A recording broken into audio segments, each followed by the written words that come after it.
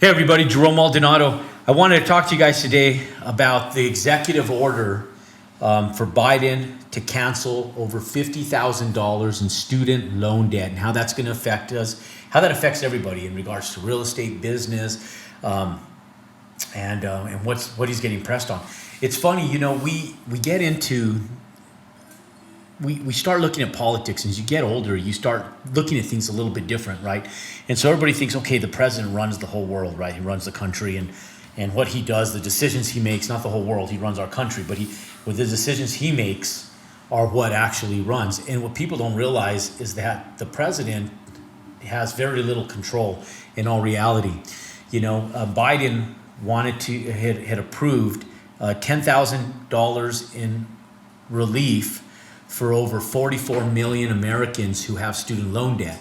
But it's not good enough. It's not good enough. The Democrats are pressing him, Biden, to direct the Secretary of Education to push that amount to $50,000. Now, student loan debt has gotten out of control. I remember, what's funny is that when I was young, I remember going to college my freshman year. And my freshman year in college, I remember there would be people in the hallways, like when you're going in to get your books, or when you're going and doing your registration for your classes, and they had tables set up where they'd give you offerings for credit cards.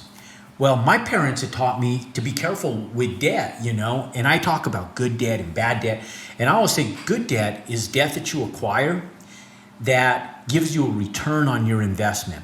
Bad debt is debt that you acquire and there's no way to pay it back except for working a job or a business and then going back and taking that capital that you work hard for to pay it off. Good debt is when you acquire debt from an asset that produces its own income, and then you take that income and you pay the debt off with it, but it's the asset itself that produced the income, not you, not your sweat equity.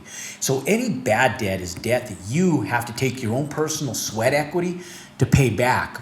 And so when I was a kid, my parents always used to tell me, be careful with those. So, they give you, you're a student, they give you like $1,000 credit card. I remember getting this little Discover card, being excited, this little plastic card, like, wow, you feel like you're an adult now, right? You got all this responsibility. They gave you free money, but you respected it back in those days. And I do remember getting to a point in my career where I was doing sports in college, and I was studying, and I didn't have the time to work a full-time job. I do nominal stuff on the sides, tint windows on a car, or put a car stereo in for a friend, make a few dollars. But it wasn't that I didn't have the ability to work a full-time job. I worked as a pharmacy technician in a hospital and at a Walgreens retail center for a while. But my time that I worked there was just a few hours a week. It wasn't enough to make a living on. So at a certain point in time in my educational career, I did acquire student debt. But I didn't even use it to live on. I lived so modestly that I would use it a little bit for like books or something, but then I'd pay it off by the end in the summertime because I go work all summer. And then I took that student debt and I used it. I leveraged it to 100% to its fullest. I took as much money as the feds would give me. But you know what I used that money for? To start a business. And when people say, Jerome, how did you get started in business? I took all my student loan money and I went in and I rolled it. I was in direct sales and network marketing. I rolled it, and I took that capital, and I think I had like $50,000 that I was able to acquire in student loans. Some were subsidized, some were unsubsidized, and never once did it occur to me that I could go in and get that debt relieved. I just knew that I had that debt, and at a young age of like 24 years old, I was about $106,000 in debt. Some of what I did on credit cards, some of what I did through like credit lines, through leasing furniture for office space, for offices, debt that I had from unpaid leases that I had, plus my student loans, subsidized and unsubsidized. But I remember going back to work, and in 1997, I finally figured out the business world enough that I was starting to make a lucrative income. And I sat back and I remember going back and negotiating my debt with some of my creditors that was unpaid. And a lot of them went in and worked with me. Now I went to the student financial services and I asked them to relieve my student loan debt, and there was a no way, no how, no negotiations. You owe us, you pay us. And I remember having to go into the U.S. Treasury and get them cashier's checks and take them checks to pay off my student loans. And not once did it ever occur to me that I had any other options. So here we sit about 30 years later, 20-some, 25, 27, whatever it is, years later, and they're getting forced. There's a U.S. representative, Ayanna Pressley, and I mean, this is funny. I have to call her out on this because I think it's absolutely ridiculous.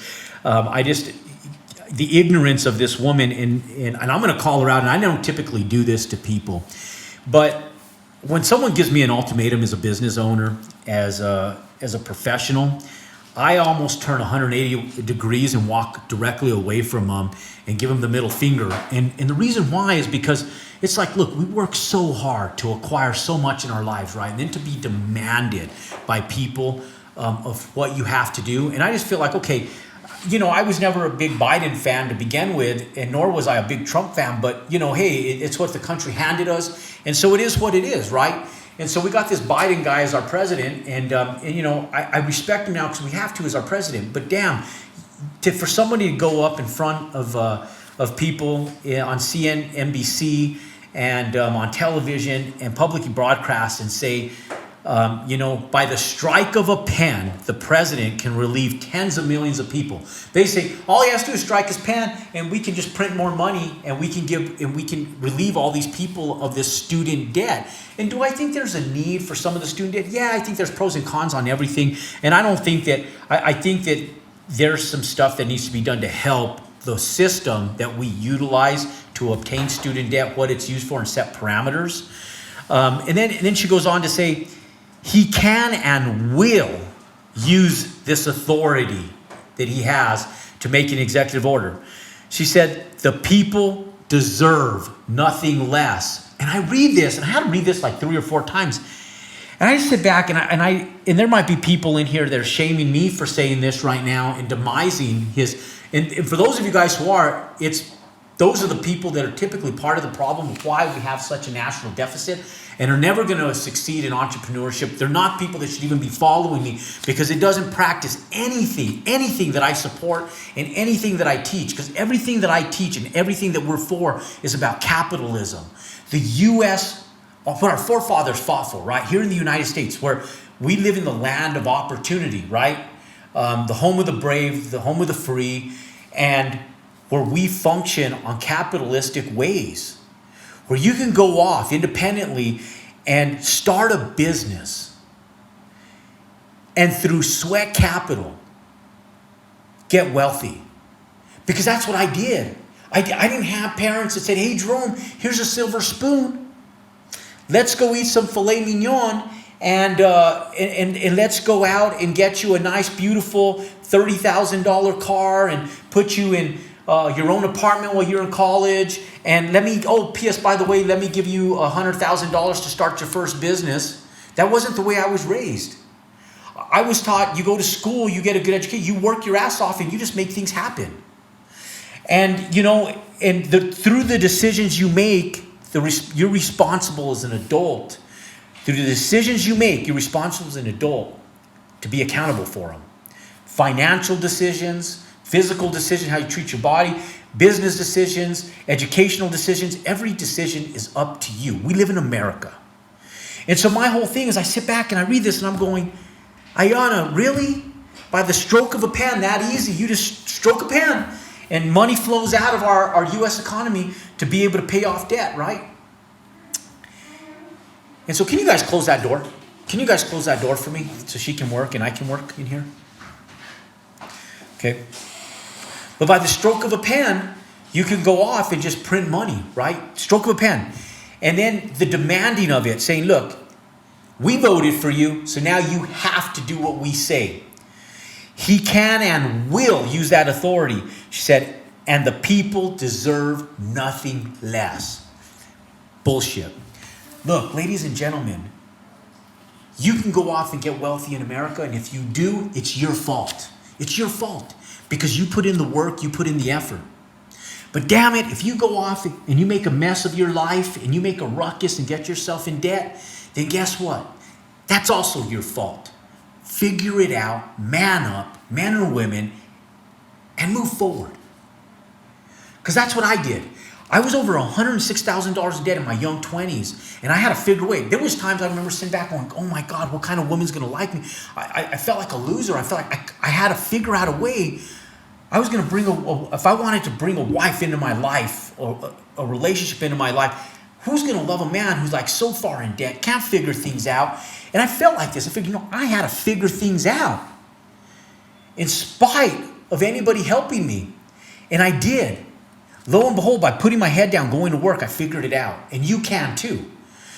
Now, with that being said, there are some turning points to this, So look, there's over 44 million Americans that hold over $1.6 trillion in student loans, anticipated to be over $2 trillion in just 4 years if the federal government doesn't do anything about this. So great. Look, I'm all about helping some people out. I just don't like the forced nature that the Democrats are giving their own people, their own president that they voted in, and now they're directing. I just don't like that. That's my big thing. Is I'm sitting back going, really, you're gonna really press this subject like that where you're demanding it. It's one thing to advocate for it. It's one thing to lobby for it, but don't go in and demand it and give ultimatums for it. Look. In 4 years, looks like 200 trillion. And what's happened is this. So a lot of private sector, higher education universities have come into play. You see them all over, like Webster's University, Brookline College. They're all over the place. You see University of Phoenix. All these universities have expanded out. And so now there's more educational stuff. But the federal government and state government has decreased their funding on higher education over the last few years. And tuition rates have went up, forcing people to try to apply for more student loans, more student debt. And the problem is you go in, tuition rates go up, you spend $50,000 a year to go out and get educated, to go out and get a $35,000, $40,000 a year job. So now you get out of college, and even like doctors, I had a buddy who was a physician, and he was $400,000 in debt, spent over 10 years of his life in higher education, doing his dissertations and doing all of his studies, his dissertations, doing his internships, externships, all of it, right? And then $400,000 in debt, opens up a practice, and now they have all the expenses of running the practice, all the equipment, all the new age requirements that the medical world pushes on you, plus all this debt. And he sat back and goes, Jerome, all these people think I'm rich because I'm making like 400 grand a year, and I'm not. I'm starving over here. By the time I pay my house, my cars, I have children now, I have a wife, my student loans, all the debt. He goes, I'm just exasperated financially. He goes, I don't know how to get out of this debt. And for that purpose, where you give people that are true professionals working in industries, those are the people, ladies and gentlemen, that we need to help and assist. The ones that have went out and used the money frivolously, like I went out and used it to open up a business. I used it frivolously because I was trying to make things work. But I didn't. I used it methodically and smart to do what I wanted to do, but it wasn't used on education. It was used to open up a business. Now, was the investment for the feds worth it? I'm a taxpayer, a high earning taxpayer. So I pay my debt back.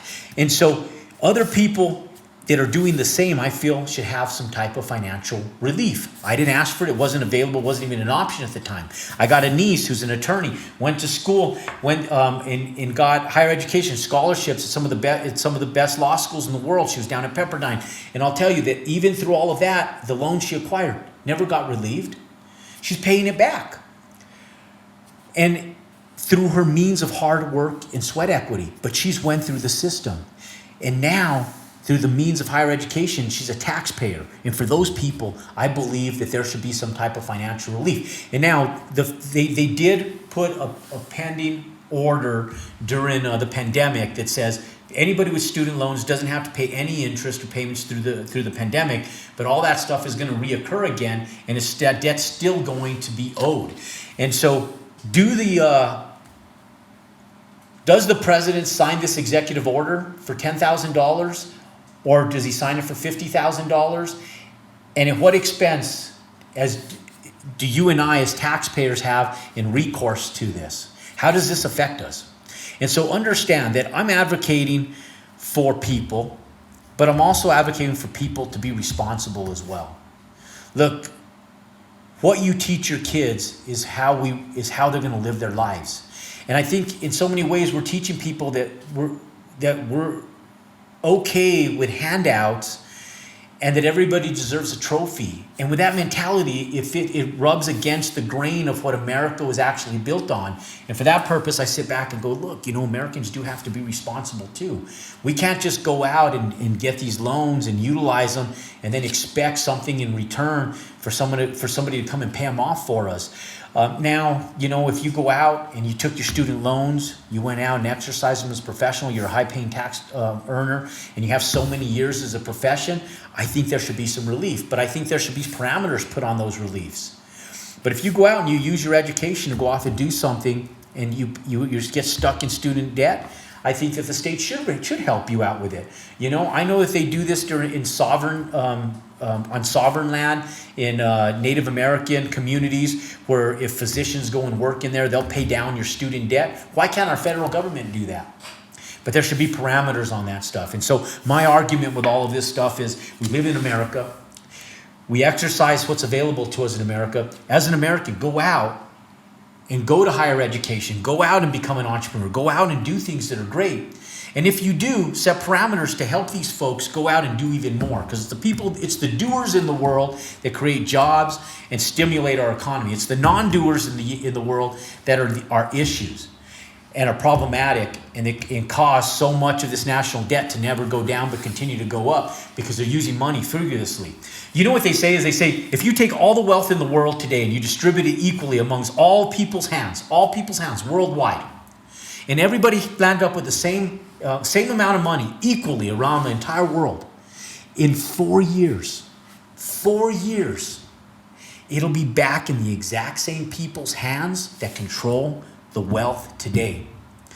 3% of the world population controls over 95% of the world's wealth. 3% controls over 95% of the world's wealth.